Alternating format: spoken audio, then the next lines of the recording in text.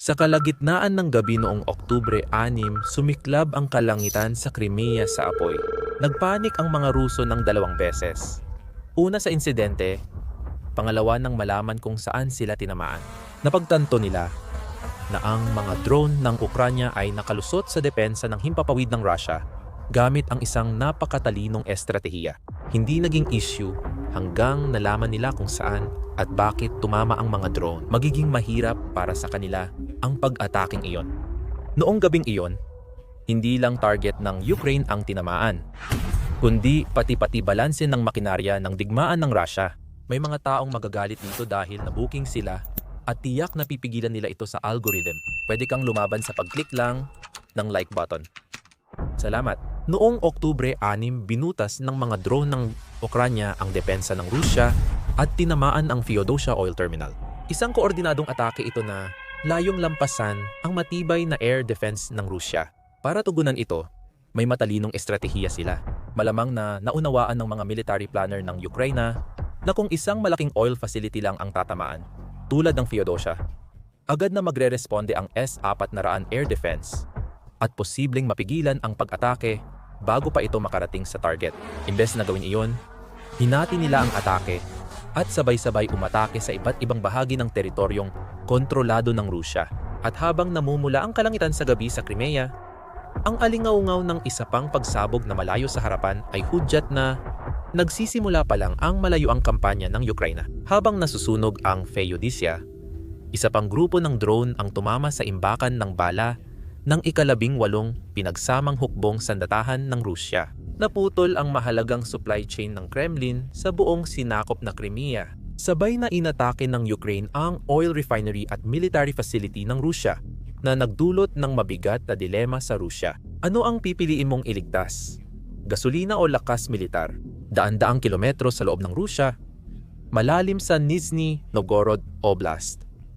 Tinamaan ng mga drone ng Ukraine ang Sverdlov plant, isa sa pinakamalaki at pinakasekretong pasilidad ng armas ng Rusya. Matatagpuan sa lungsod ng Dzerzhinsk, halos 800 kilometro o 477 milya mula sa hangganan ng Ukraine. Ang planta ay haligi ng industriya militar ng Rusya, gumagawa ng bala ng artilleriya, eroplano, guided air bomb, anti-tank missile heads, at precision-guided munition. Ang planta ay nasa listahan ng mga parusa ng European Union, Ukraine, United States, United Kingdom, Japan, at Switzerland. Gayunpaman, isa pa rin ito sa pinakamalaking gumagawa ng industrial na pampasabog sa Rusya. Gumagawa ito ng transfer charges para sa pagmimina, perforating charges para sa langis at gas, at kagamitan para sa seismic at geophysical na gawain.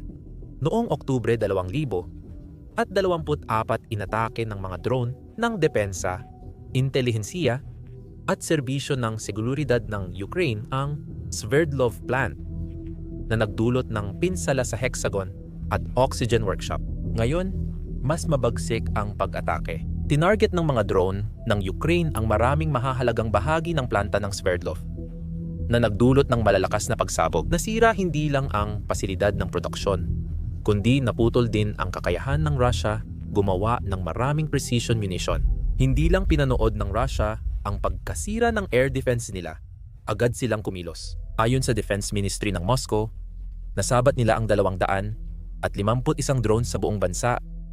20 dito ay sa Nizhny Novgorod. Gayunpaman, nawasak ang Feodosia Oil Terminal at Sverdlov plant. Ayon sa General Staff ng Ukraine, maraming pagsabog ang yumanig sa complex na nagdulot ng malaking sunog na kitang-kita mula sa malayo. Ang mensahe para sa Moscow ay malinaw na malinaw. Kahit nasa loob ng sinakop na teritoryo at protektado ng air defense at propaganda, walang tunay na ligtas na lugar. Alam ng Ukraine na pag-uusapan sa balita ang pag-atake nila, pero hindi iyon ang kanilang pakay. Naghihintay ito sa tunay na pagkawasak ng Russia sa mga susunod na buwan o taon. Para sa isang dahilan, ang Feodosia Oil Terminal ay natatanging infrastruktura. Ito ang pinakamalaking imbakan ng gasolina sa peninsula. Pero ang hindi ko sinabi sa iyo ay ang Feodosia Oil Terminal ay isang kumpanyang Ukrainian. Maaaring parang kakaiba ito hanggang malaman mo ang tunay na dahilan. Malalalim na sugat. Ibinigay ito ng Russia noong 2014 bago ang 2014 ang Crimea ay autonomong republika ng Ukraine na may masiglang daungan at umuunlad na industriya sa ilalim ng Kiev. Karamihan sa mga nagsasalitang Ruso sa lungsod ay naging kasangkapan ng propaganda ng Moscow gamit ang maling kwento ng proteksyon para bigyang katwiran ang military na pagsakop. Matapos ang iligal na aneksasyon ng Russia noong 2014 sinamsam ang Feodosia Oil Terminal na dating pag-aari ng Estado ng Ukraine bilang Feodosia Enterprise para sa supply ng produktong langis. Kalaunan, isinama ito sa Chernomon Aptogas, isang tinatawag na Crimean State Enterprise sa ilalim ng kontrol ng Russia. Noong 2019 na ibenta ito sa 651 milyong rubles sa misteryosong kumpanyang Fermagunas, pinamumunuan ni Valentin Durosh, isang retiradong koronel mula sa Ministry of Internal Affairs ng Russia. Huwag kayong magkamali. Hindi ito ordinaryong depo. Ito ang puso ng pananakop ng Russia. Logistika, konektado sa tren, dagat, at kalsada. Dito iniimbak at ipinapamahagi ang hanggang 250,000 toneladang gasolina para sa mga tangke, eroplano, at convoy ng supply sa buong sinakop na teritoryo ng Ukraine. Malaking epekto sa Rusya ang pag-atake ng Ukraine sa refinery na ito. Mas nakakatakot pa ang mga larawang inilarawan ng mga nakasaksi. Nagdulot ang pagsabog ng malalaking apoy na nagliwanag sa malayong abot tanaw. Ayon sa ulat ng Crimean Wind Channel, isang malaking apoy ang nakita sa baybayin at sunod-sunod na pagsabog ang umalingaw malapit sa Sarki at Karcha airfields. Kinumpirma ng Ukraine ang pag-atake at tinawag ang Feodosia na mahalagang sentro at daanan ng langis at produktong petrolyo. Hindi ito ang unang beses na nagulat ang sentrong ito sa mga bala ng Ukraine. Noong Oktubre 2024, tinarget ng Ukraine ang marine oil terminal ng Feodosia. Dahil sa pag-atake at malaking sunog, nagdeklara ng Municipal Technogenic Emergency. Lubhang nasira ang mga tangke ng gasolina ng depo sa pag-atake. Kahit ngayong inatake ng Ukraine, naging sandali ito ng kaguluhan para sa command ng Russia. Nagmadaling gumalaw ang depensa sa himpapawid, naubos ang rekurso, at kumalat ang kalituhan sa sinakop na teritoryo. Pero sa kabila ng matibay na sistema ng depensa sa himpapawid ng Russia, nagawa pa ring lokohin ito ng Ukraine sa kung anong paraan. Paraan itong alam ng Russia na maaari silang tamaan muli kahit kailan. Ngunit ang kaya lang nitong gawin ay panoorin ang pagkawasak ng walang magawa. Noong Oktubre 3, 2025, araw bago ang pag-atake sa Feodosia, lumipad ang mga drone ng Ukraine ng 1,500 kilometro o 200 at 32 milya papasok sa teritoryo ng Russia. Tinamaan ang Ovnestyorg Syntes Oil Refinery, isa sa pinakamahalagang energy hub ng Russia. Nagpoproseso ng 66 na milyong metriko tonelada ng krudo taon-taon. Pinapagana ng refinery ang militar ng Russia at lokal na ekonomiya. Nakakabigla ang pagkasira. Gasolina, diesel, jet fuel, bitumen. Lahat ng nagpapatakbo, lumalaban, at nagsusuplay sa mga frontline ng bansa ay nagmumula sa iisang lugar na ito. Sa mga video online, makikita ang isang drone na bumagsak sa refinery at nagdulot ng makapal na usok sa langit. Iba ang pananaw ng Rusya. Nagmadali ang mga opisyal na maliitin ang pag-atake. Sinabi ni Gobernador Yevgeny Solintsev ng Orenburg na walang nasawi at hindi naapektuhan ang operasyon. Malinaw ang mensahe. Kaya ng Ukraine maabot ang sentro ng enerhiya ng Rusya. Paalala ito ng kasabihan. Ang natatakot lang ay yung may maaring mawala. Pero yung lumalaban para sa dangal ng bansa, hindi sumusuko. Iyan ang nakikita ng mundo ngayon. Malaking pinsala ang ginawa ng Rusya kaya naging buhay o patayan ang sitwasyon sa Ukraina. Lumaban sila gamit ang epektibong taktika, kabilang ang paggamit ng mga drone. Mahusay nilang nagamit ito, kaya siguradong pinag-aaralan ng mundo ang galaw nila gamit ang drone. Pero nanatiling halos hindi natitinag ang Rusya. Sa totoo lang, hanggang saan nga ba kayang lumipad ng mga drone? Hindi tulad ng mga fighter jet, limitado ang kanilang saklaw. Alam ng Rusya na hindi kayang tamaan ng Ukraine ang malalayong target. At tama sila, hanggang mapatunayan ng Ukraine na mali ito. Napakatalinong estratehiya. Hindi kailangang isugal ng Ukraine ang mga buhay. Hindi kailangang gumastos ng bilyon-bilyon para sa kagamitan. At nagagawa pa rin nitong wasakin ang Rusya sa kaibuturan nito. Ang araw na tinamaan ng Ukraine ang Ovnestyorg-Sintes na planta ng langis. Tinamaan rin ng kanilang puwersa ang Berezniki Chemical Complex, mga 1,700 kilometro mula sa hangganan ng Ukraine at halos 1,000 milya sa loob ng Rusya. Napakalakas ng magkakasunod na pagsabog kaya napilitan ang Azot Chemical Plant sa Perm, Berezniki na itigil ang operasyon noong gabing iyon. Ang Azot ang nag-iisang tagagawa ng Rusya ng ammonium, nitrate liquid, ammonia, urea, nitric acid at nitrate salts, mga materyales na mahalaga para sa agrikultura at paggawa ng pampasabog. Ipinapakita ng parehong pasilidad na malayo sa frontline ng Ukraine kung paano nagbago ang digmaan. Ngayon, tinatarget na ng Ukraine ang mga industrial na lifeline ng Rusya. Hindi sana ito posible kung walang espesyal na sandata ng Ukraine. Mahirap ding tamaan ang pinakamalalaking refinery ng Rusya. Hindi nila nagamit ang karaniwang bomber at malalaking air raid. Pero nagtagumpay pa rin sila. Ito ay gawa ng AN, isang Siyam-6 Liuti drones. Mga long-range na makina na kayang lumipad ng hanggang 1,000 at 500 kilometro o 900 at 30 milya. Mas malalim ang naaabot ng bawat pag-atake sa teritoryo ng Russia. Nilalampasan ang air defense at tinatarget ang infrastrukturang kailangan ng bansa. Napakalaki ng tagumpay. Naging karaniwan na ito. Noong Setyembre lang, 19 na malalaking pasilidad ng enerhiya at industriya ng Russia ang tinamaan. Razison, Saratov, Kiroy, Nova, Astron, mga refinery, planta ng gas, depo at mga pumping station. Lahat ay tinamaan sunod-sunod. Bawat atake ay nagdudulot ng mabilisang pagkukumpuni, pagbabago ng ruta at pagkuha ng reserba, pero lumalala ang pinsala. Hindi palabas ang habol ng Ukraine. Tinatarget nila ang mga pangunahing lifeline, gasolina, pataba, bala at mga sentrong industrial. Mismong mga ugat na nagpapatakbo sa Russia sa bawat pag-atake ng drone. Lalong nasisira ang supply chain ng Russia, lumalabas ang mga bitak. Walang propaganda na makakapagtago nito. Kahit ang mga video ng pagkawasak ay nagsimulang mag-viral, kaya't malinaw ang ebidensya sa buong mundo. Pero hindi ito ang tunay na motibo ng Ukraine. Akala ng mundo ang layunin ay sirain ang mga oil refinery. Pero may mas malalim pa pala.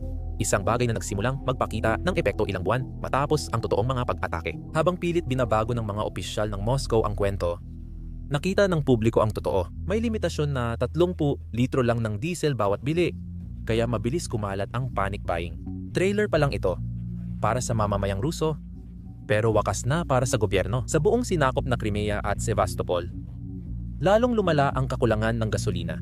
Sa buong bansa, ayon sa datos mula sa 17,000 gasolinahan, ang Southern Federal District, na maling isinama ng Moscow ang Crimea, ay kabilang sa pinakamatinding na apektuhan, kung saan 14% ng mga istasyon ay tuluyang tumigil sa pagbebenta ng gasolina.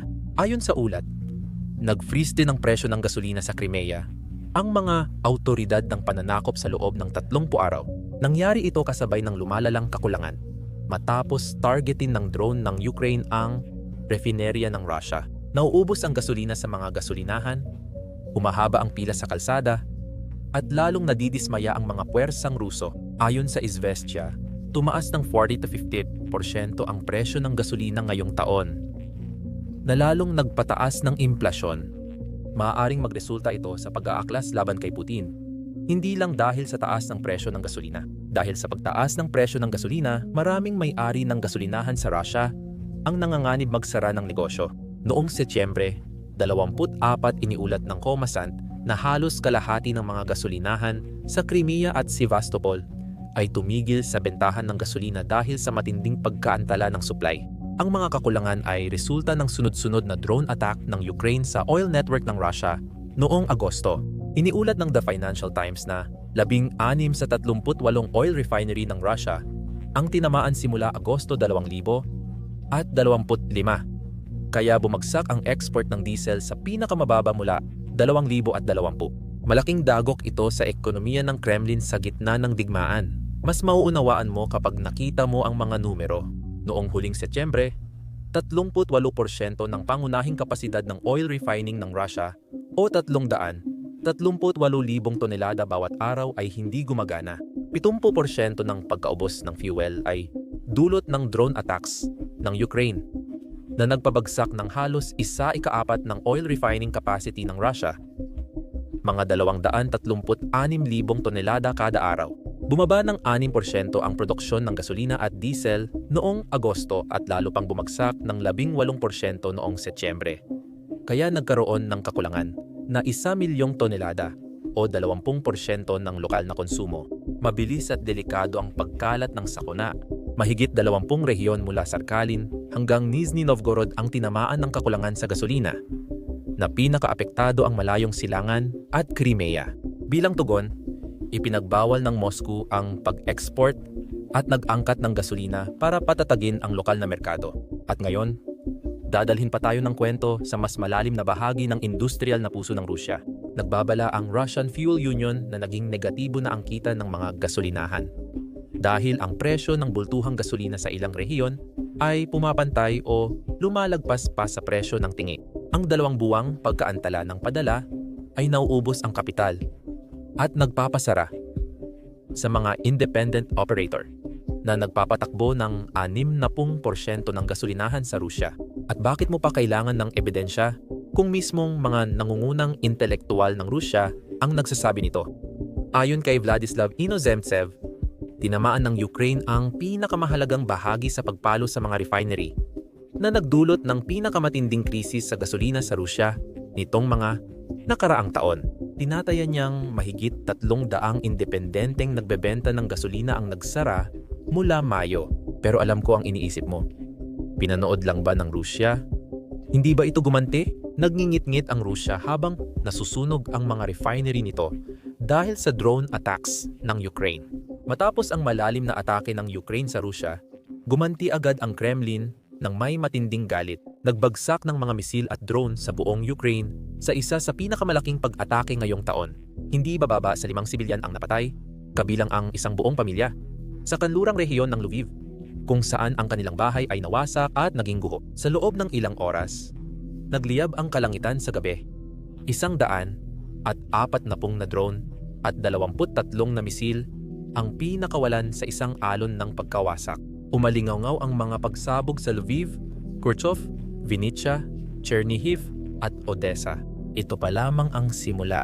Nasira ang mga pasilidad ng enerhiya at gas pipeline. Kaya nawalan ng kuryente ang mahigit 73,000 tahanan. Sa paglingon sa nakaraan, ipinakita ng Rusya ang lakas nito bilang makapangyarihang bansa, ngunit lumabas din ang tunay na katotohanan sa likod nito. Makapangyarihan ang paghihiganti ng Rusya, pero nagpapakita rin ito ng desperadong lakas habang papalapit ang taglamig at humihina ang diplomasya. Ngunit ipinapakita rin ng mga pag-atake ang takot ng Moscow. Habang nagpapalipad ng misil, mas tumitindi ang pag-atake ng drone ng Ukranya na pinuputol ang supply ng gasolina para sa mga misil. Namatayan din ng ilaw sa Rusya. Noong Oktubre 5, isang sunod-sunod na pag-atake ng Ukranya ang tumama sa lungsod ng Belgorod. Pinatumba ang mga pangunahing pasilidad ng enerhiya at nilubog sa dilim ang buong mga kapitbahayan. Nawalan ng kuryente ang halos 40,000 residente sa 7 munisipalidad dahil sa pagsabog na sumira sa mga linya at transformer sa rehiyon. Tinawag ni Gobernador Vyacheslav Gladkov itong malubhang pinsala. Nag-emergency power ang mga ospital, nagsara ang paaralan, at tahimik at tensyonado ang lungsod. Kahit makalipas ang isang araw, mahigit 20 mga pamayanan pa rin ang walang kuryente. Ipinakita ng na-intercept na tawag mula sa militar intelihensya ng Ukraine ang kaguluhan. Nawalan ng kuryente ang buong Shchebekino habang nagpapagaling pa ang Russia dulot ng Ukraine. Ang usap-usapan ngayon, matiyagang inatake ng Ukraine ang Feodosia Oil Terminal at Nizhny Novgorod Oblast Artillery Facility noong ika-6 ng Oktubre. Ngayon, lalong lumalala ang sitwasyon ng Rusya dahil ang gasolina ay mahalaga hindi lang sa ekonomiya, kundi pati sa militar nito. Ang mga tangke, na dati pangunahing sandata ng kanilang mga pag-atake, ay bumubuo na lamang ng 4% ng mga opensibang operasyon, at ito ay dahil sa kakulangan ng gasolina. Mahigit 70% ng mga pag-atake ay gamit ang mga sasakyang walang armor tulad ng pickup, van, quad bike, motorsiklo, at golf cart. Napilitan tumigil ang pangalawang pinakamalaking hukbo sa mundo dahil sa kakulangan ng gasolina at nag-improvise sila sa gitna ng malaking sakuna.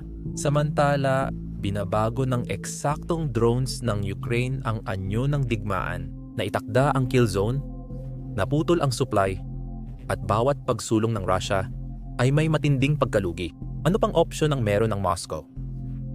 Kaunti na lang, hindi na tanong kung mananalo ang Russia, kundi kung makakaraos pa ito. Kahit maraming taon ng parusa mula kanluran, naglaan pa rin ang Russia ng bilyon-bilyong pondo sa kanilang makinarya ng digmaan. Akala niya may pag-asa pa. Hanggang lumabas ang mga numerong ito, 3.5 taon na mula nang magsimula ang labanan.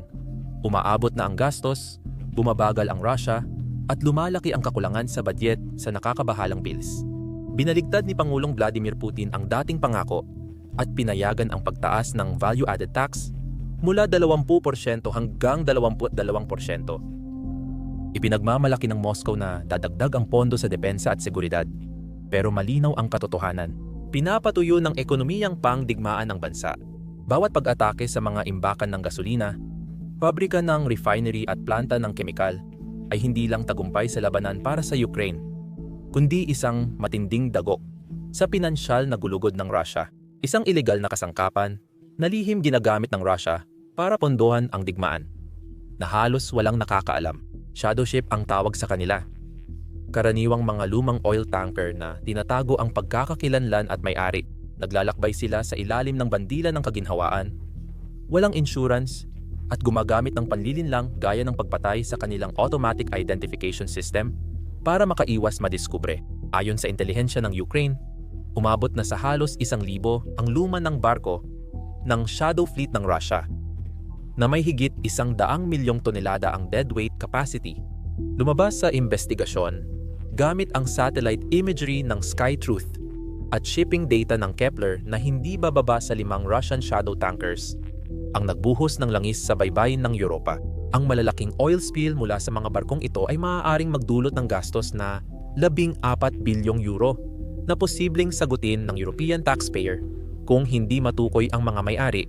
Ibinunyag ng ulat mula sa source material at politiko ang kakulangan ng Europa na mapigilan ang fleet, at binanggit na 2 sa mga barko ay na-sanction na ng United Kingdom. Tinawag ng United Kingdom Foreign Office ang shadow fleet na desperado at panganib na paraan ni Putin para manatili sa kita sa langis. Nilalason ang dagat at nagbabala na ang mga barko ay hindi sumusunod sa safety standards. Kaya mataas ang panganib ng oil spill. Sawang-sawa na ang Europa at Ukraine dito, hanggang sa nakahanap ang Ukraine ng isang matalinong, napakadaling solusyon para dito. Sabi nila, kung hindi natin sila mahuli sa dagat, wawasakin natin sila sa kanilang pinagmulan. Sinimulan ng Ukraine na targetin ang mga shadow ship bago pa man sila umalis ng Rusya, habang naghihintay pa lang silang mapuno ng langis. Noong nakaraang taon, tinarget ng Ukraine ang shadow ship at ang mga parusa ng Europa, at mas mahigpit na pagbabantay ay nagpalala ng hirap ng Rusya sa pagtransport ng langis. Gawa ang lihim na network ng Rusya para mapanatili ang pondo ng digmaan ng Moscow. Kaya ito ang naging pangunahing target ng Ukraine. Inatake na ng Ukraine ang shadow ships ng Rusya para hadlangan ang pag-export ng langis at gas. Ang shadow ship ay mga lihim na barkong iniiwasan ang international na parusa, regulasyon at pagsusuri, kadalasang ginagamit sa pagdadala ng mga ipinagbabawal na produkto gaya ng langis. Alam ng Rusya kung gaano kabigat ito, at iisa lang ang dahilan. Halos 1/4 ng federal na budget ng Rusya ay galing sa kita ng langis, na siyang pangunahing pinagmumulan ng pondo para sa digmaan. Ngayong pagkakataon, tumanggi ang Europa. Nanawagan si Finnish Energy Minister Sari Multila na palawakin ng European Union ang mga parusa para saklawin ang buong value chain na sangkot sa pagdadala ng bawal na langis. Nangako ang European Commission ng tuloy-tuloy na aksyon laban sa tumutulong, gaya ng refinery at commercial registry, at pagpapanatili ng diplomatikong presyon sa mga bansang sumusuporta pa rin sa fleet. Ang ika-19 na pakete ng parusa ng European Union na inanunsyo noong Setyembre, 19 ay tumarget sa 100 at 18 dagdag na barko mula sa shadow fleet ng Russia.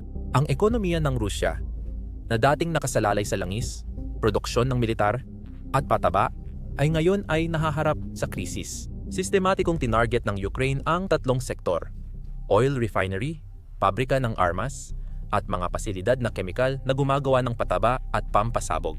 Dahil sa matinding international na parusa, hirap na ang Rusya magbenta ng produkto kahit sa black market. Habang lumalala ang kakulangan at tumataas ang presyo, lumalabas na ang problema sa ekonomiya ng Rusya.